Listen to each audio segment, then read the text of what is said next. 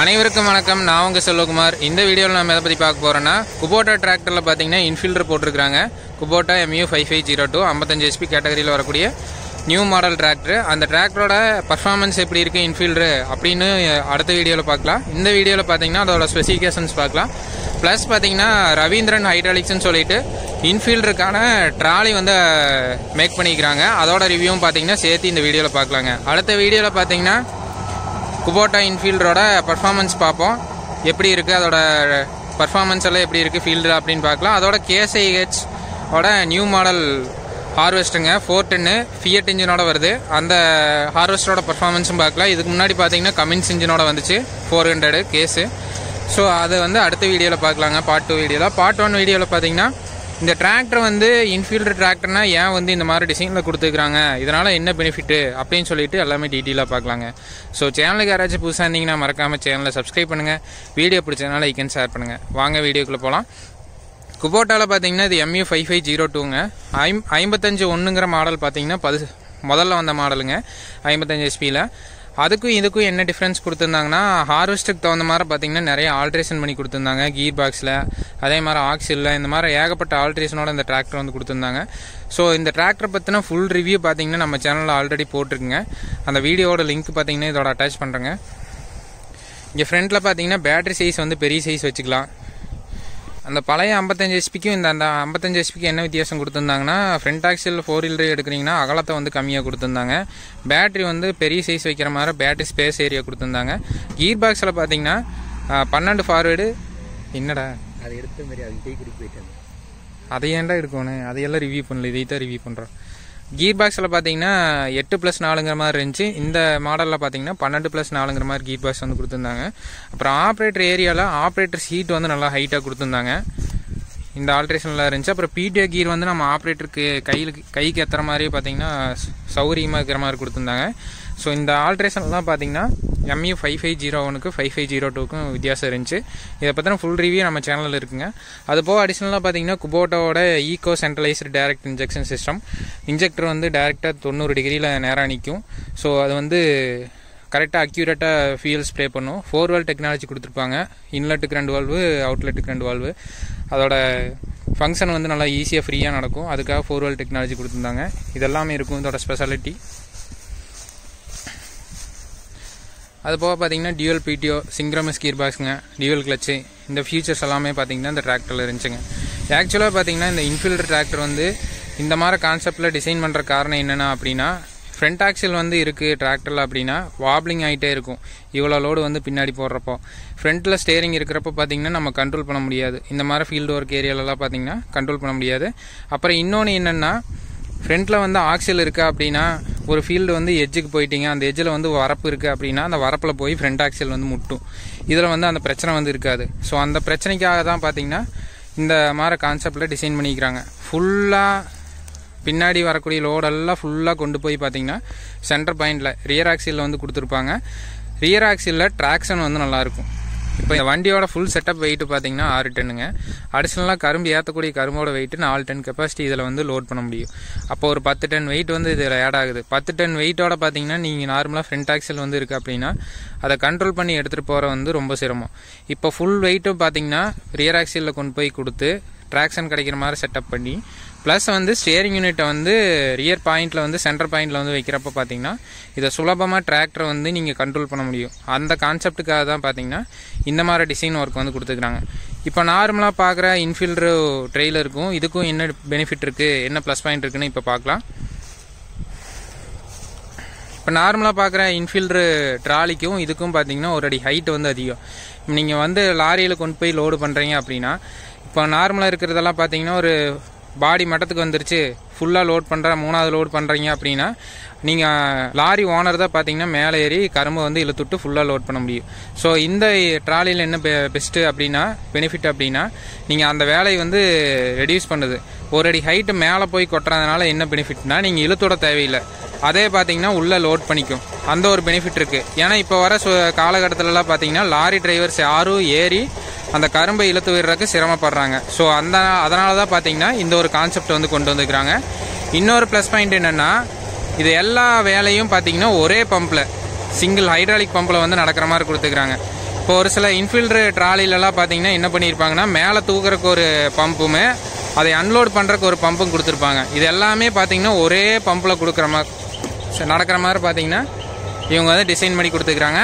Plus இன்னொன்று என்னென்னா பார்த்தீங்கன்னா அப்படி ஒரு அடி ஹைட்டை வந்து மேலே தூக்குறதுனால பேலன்ஸ் போகாமல் இருக்கிறக்காக பார்த்தீங்கன்னா 2 பம்பு கொடுத்துக்கிறாங்க. ஹைட்ராலிக் ஜாக்கு பேலன்சர் பம்ப் வந்து கொடுத்துக்கிறாங்க. நீங்கள் தர லெவலுக்கு பார்த்தீங்கன்னா அதை இறக்கி விட்டுட்டு, ஏன்னா லோடு பண்ணுறப்போ பார்த்தீங்கன்னா டிராக்டரை நகர்த்துவாங்க. ஸோ அது தரையில் முட்டுற லெவலுக்கு வச்சுட்டு பார்த்தீங்கன்னா நீங்கள் இந்த ஒர்க்கை வந்து செஞ்சுக்கலாம். சப்போஸ் வந்து வண்டி மூவ் பண்ணுறப்போ தரையில் முட்டலினாலுமே பார்த்தீங்கன்னா நீங்கள் மூவ் பண்ணிக்கலாம். சப்போஸ் ஏதாவது ஒரு சைடு சாயுது அப்படின்னாலுமே பார்த்தீங்கன்னா இது வந்து பேலன்ஸ் பண்ணி பிடிச்சிக்குங்க. அந்த ஒரு ப்ளஸ் பாயிண்ட் இருக்குது. இப்போ ஒரு அடி ஹைட் வந்து பார்த்தீங்கன்னா நார்மலாக பார்த்தீங்கன்னா இந்த இன்ஃபீல்டர் ட்ராலியோட செட்டப்பே பார்த்தீங்கன்னா பேசிக்கு சேஸே பார்த்தீங்கன்னா இந்த இடத்துல தான் வரும். இந்த இடத்துல தான் சேஸ் வந்து வரும். இப்போ ஒரு அடி ஹைட் வந்து அதிகமாக இருக்குது. ஹைட் அதிகமாக இருந்தால் என்ன பண்ணும், மெட்டீரியல் திக்னஸ் எல்லாமே பார்த்தீங்கன்னா இவங்க அதிகமாக கொடுத்துக்கிறாங்க. மெயின் சேஸ் ஃப்ரேம்லேருந்து அடிஷ்னல் ரேம்ப்லேருந்து பார்த்தீங்கன்னா அந்த ரெயில் எல்லாமே பார்த்தீங்கன்னா திக்னஸ் வந்து அதிகமாக கொடுத்துக்கிறாங்க. அப்புறம் இன்னொன்று என்னென்னா இவங்க வந்து அடிஷ்னலாக கம்ப்ரஸரும் போட்டு கொடுத்துக்கிறாங்க. இந்த குபோட்டா டிராக்டரில் மட்டும் பார்த்தீங்கன்னா டைரெக்டாக லைவ் பிடிஓ பார்த்தீங்கன்னா இன்ஜின் ஆர்பிஎம் பிடிஓ பார்த்தீங்கன்னா ஹைட்ராலிக் பம்புக்கும் பிடிஓ செக்ஷன்லேருந்து 540 எக்கனாமின்னு பிடிஓ வருங்களா, அந்த பிடிஓ பார்த்தீங்கன்னா கம்ப்ரஸருக்கும் கொடுத்துக்கிறாங்க. இந்த ஒரு ஃபெசிலிட்டி பார்த்தீங்கன்னா குபோட்டா டிராக்டரில் மட்டும் இருக்குது. ஸோ அந்த ஆப்ஷன் இருக்கிறதுனால பார்த்தீங்கன்னா இவங்க வந்து போட்டு கொடுத்துக்கிறாங்க கம்ப்ரஸர் ஒர்க்கு. நீங்கள் எல்லா வேலையும் முடிச்சுட்டு ஒரு ஃபீல்டை முடிச்சுட்டு காலி பண்ணிட்டு போகிறீங்க அப்படின்னா டிராக்டரெல்லாம் க்ளீன் பண்ணணும் அப்படின்னா ஏர் வந்து தேவைப்படுது, ஏர் சப்ளை. இவங்க கம்ப்ரஸர் வச்சு பின்னாடி பார்த்தீங்கன்னா டேங்க் வந்து செட்டப் பண்ணிக்கிறாங்க. அது மூலமாக பார்த்தீங்கன்னா க்ளீனிங் ஒர்க் பண்ணுற மாதிரி இவங்க கொடுத்துக்கிறாங்க. அதுவாக பார்த்தீங்கன்னா நீங்கள் கம்பேரிட்டிவ்லி மற்ற பிராண்டை கம்பேர் பண்ணுறப்போ எல்லாமே திக்னஸ் ஹெவியாக கொடுத்துக்கிறாங்க. டிசைன் கான்செப்ட் வைஸும் பார்த்தீங்கன்னா இவங்க நல்லா குவாலிட்டியாக கொடுத்துக்கிறாங்க. இவங்க ஆர்ஹெச்ங்கிறது பார்த்தீங்கன்னா ரிக் மவுண்டிங்கும் பண்ணி கொடுத்துருக்குறாங்க. ரிக் மவுண்டிங் பார்த்தீங்கன்னா கரெக்டான ஒரு மெஷர்மெண்ட்டில் கொடுக்கலைன்னா வந்து கரெக்டாக ஃபங்க்ஷன் ஆகாது. அதுக்கே அந்தளவுக்கு குவாலிட்டியே பண்ணி கொடுத்துருக்குறாங்க. ஸோ இவங்க குவாலிட்டி வைஸ் நீட்டாக இருக்குங்க.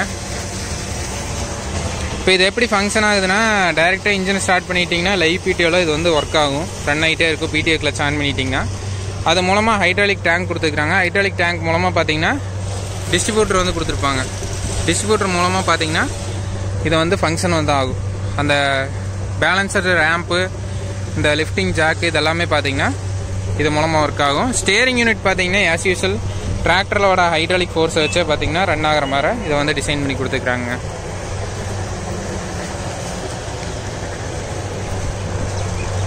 இப்போ லோடிங் ஆகி நிற்கிது பாருங்கள்.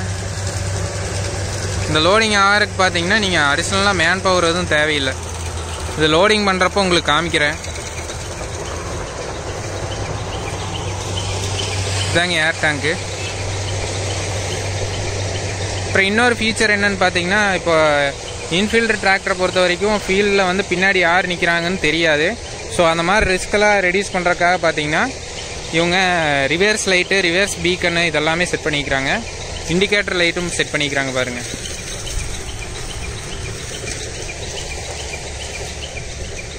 இதெல்லாம் சேஃப்டி பர்பஸ்க்காக பார்த்தீங்கன்னா இவங்க வந்து இந்த ஃபீச்சர்ஸ் எல்லாம் கொடுத்துக்கிறாங்க.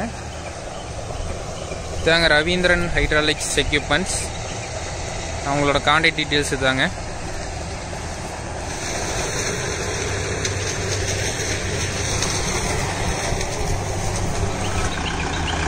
ஸ்டேரிங்கில் வர ஹைட்ராலிக் சேம் ஹைட்ராலிக் ப்ரெஷரை பார்த்தீங்கன்னா பின்னாடி கொடுத்துருவாங்க. பம்பு 2 பம்பு கொடுத்துருக்குறாங்க ரைட் அண்ட் லெஃப்ட் கட் பண்ணுறக்கு.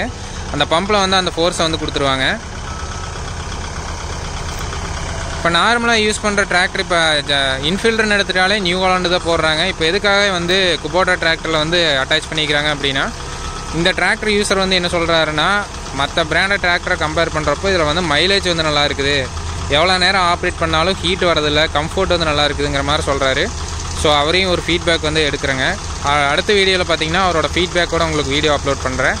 என்ன மைலேஜ் வருது, கம்பேரிட்டிவ்லி இதோட மெயின்டெனன்ஸ் எவ்வளோ இருக்குது அப்படின்னு சொல்லிட்டு இதெல்லாமே பார்க்கலாம். இது வந்து புது டிராக்டருங்க. இது போக இன்னொரு செட்டு டிராக்டர் வந்து அவர்கிட்ட இருக்குது. அவர் தான் பார்த்தீங்கன்னா தமிழ்நாட்டிலே ஃபஸ்ட்டு இன்ஃபீல்டருக்காக குபோட்டா டிராக்டர் வந்து யூஸ் பண்ணார். அந்த டிராக்டர் பார்த்தீங்கன்னா ஒரு 2000 மணி நேரம் கிட்ட ஓடிடுச்சுங்களாமா. ஸோ அவரோட ஃபீட்பேக்கோட அடுத்த வீடியோ பார்க்கலாம். புல்லிங் பவரும் பார்த்தீங்கன்னா நியூ ஹாலண்டுக்கு ஈக்குவலாகவே இருக்குது, மற்ற பிராண்டுக்கு ஈக்குவலாகவே இருக்குது, நல்லாவே புல்லிங் பவர் இருக்குங்க மாதிரி ஃபீட்பேக் வந்து சொன்னார்.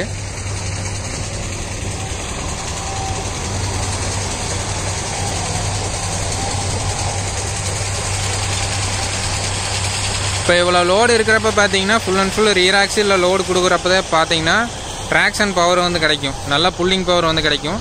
ஸோ அதுக்காக தான் இந்த டிசைன் கான்செப்ட் வந்து கொடுத்துருக்குறாங்க.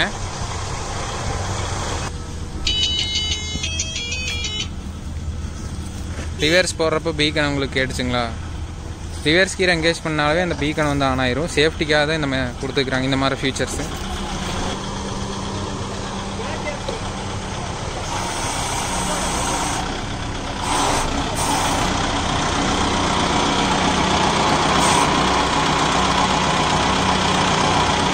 டைரெக்டாக இன்ஜின் என்ன 1000 RPM ரன் ஆனாலும் பார்த்தீங்கன்னா அதே RPM அவுட்புட் பார்த்தீங்கன்னா ஹைட்ராலிக் பம்ப் வந்து வரும்.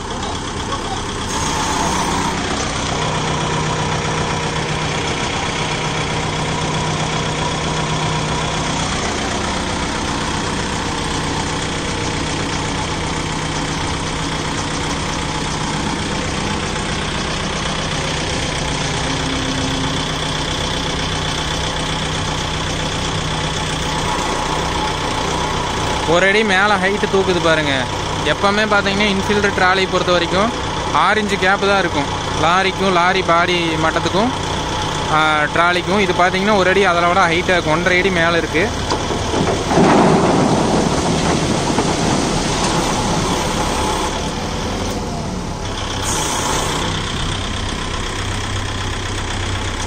கட்டிங்லேருந்து வெல்டிங்லேருந்து எல்லாமே ஃபினிஷிங் ஒர்க் வந்து நீட்டாக கொடுத்துருக்குறாங்க.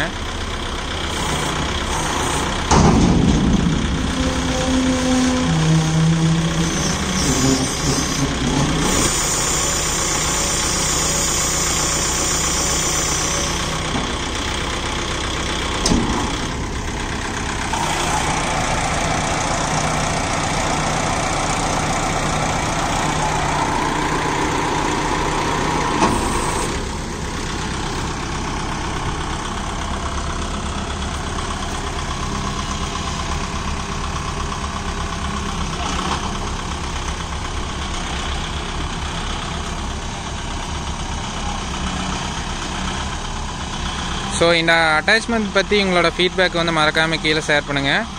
அடுத்த வீடியோவில் பார்த்தீங்கன்னா இந்த இன்ஃபீல்டு டிராக்டரோட பர்ஃபார்மன்ஸ் பார்க்கலாம், ப்ளஸ் கேஸ் ஹார்வெஸ்டரோட பர்ஃபார்மன்ஸும் சேர்த்து பார்க்கலாங்க.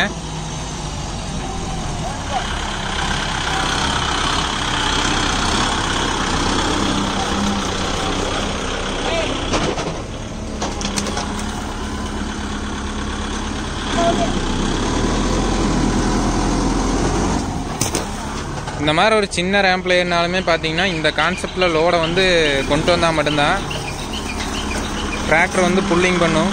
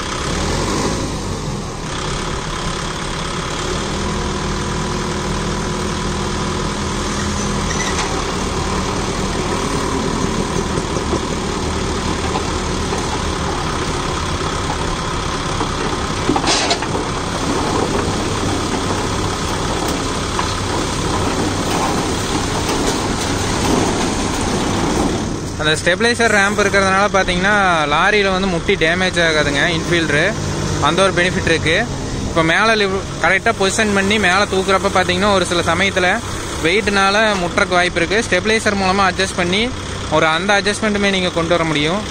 இந்த இன்ஃபீல்டரை பொறுத்த வரைக்கும் ஸ்டேபிளாக இருக்குங்க. எவ்வளோ லோடு வந்து நீங்கள் அன்லோட் பண்ணுறீங்க அப்படின்னா அன்லோட் பண்ணுற இடம் சப்போர்ட் ஆகலைனாலுமே பார்த்தீங்கன்னா இன்ஃபீல்டர் வந்து ஸ்டேபிளாக இருக்கும்.